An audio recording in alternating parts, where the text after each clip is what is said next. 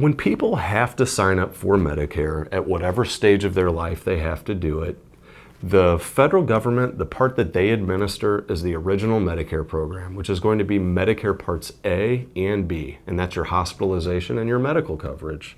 Now, one of the most common questions that we get at our office is, how does a prescription coverage work?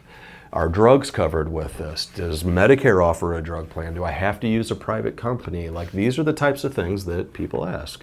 Now, you have Medicare Parts A and B, which you get signed up through the federal government through the Center for Medicare and Medicaid Services.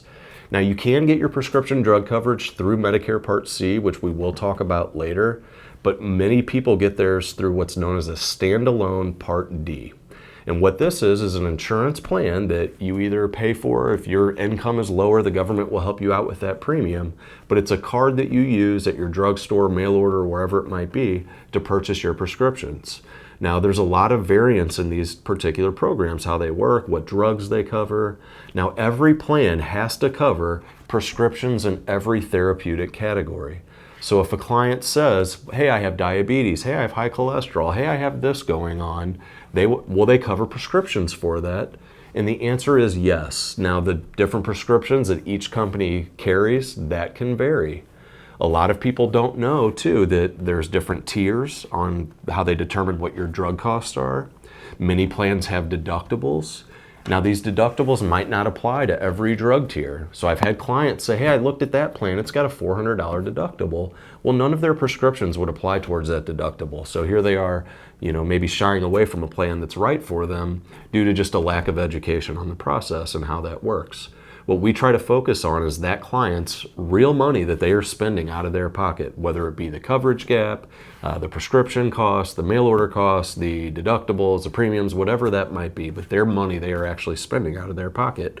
And we can show them that on a yearly basis. Now, one of the other common questions that we get about Medicare Part D is what's referred to as the donut hole. Now, if any of you guys are getting hungry out there, we're not going to talk about donuts at all. It's more or less what's known as the coverage gap. And our federal government, whenever they passed legislation that enacted Medicare Part D, they had this there to where the plan would only cover you for a certain amount of prescriptions per year. And once that drug coverage ended, you were more or less on your own. Now, over the years, they've been phasing that out, and what the client actually has to pay when they go into the coverage gap or donut hole is reduced, but it is still something that, clients have to worry about sometimes, or increased drug costs. There are many programs out there that will cover you throughout the coverage gap, or they may offer discounts on the mail order, or you might not go into the coverage gap as quickly because of the cost of the prescriptions to the insurance company on where you purchase them. There might be drugstore A charges $500 to the insurance company for a drug, and then drugstore B might only charge $200 for that drug. Well, that will affect how quickly you get into that coverage gap. It's the money that you spend and the money that the insurance company spends on you, and even includes if you receive extra help from the government, too. Now, there are programs in some states known as state pharmaceutical assistance programs that will help you out with your Medicare Part D copays and premiums. There's also what's known as extra help or low income subsidy, and this can help you out on your copays and your monthly premiums up to a certain benchmark each year. So there are programs out there that can help you out. Some people, they ask their doctors for samples or things like that. We try not to kind of focus on those things, the things that we know we can definitely help people out with.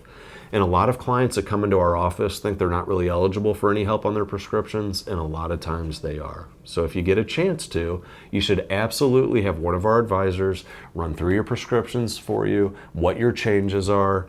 You might be in a plan that the prescription's covered, to your satisfaction this year. You don't look at the changes in your drug coverage, and next year you go to the drugstore and they're telling you it's $400, $500, it's not covered, whatever that scenario might be. So it's definitely something that you want to keep an eye on. So that's how Medicare Part D works. And again, my name is Paul Kuhn at Senior Health Solutions. Why don't you give one of our advisors a call today and have them go through your prescriptions with you?